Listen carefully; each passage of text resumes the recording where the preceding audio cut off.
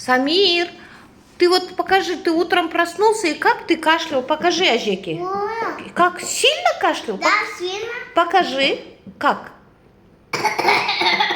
Вот так кашлял, да? А сейчас не кашляешь? Нет. А что тебе помогло?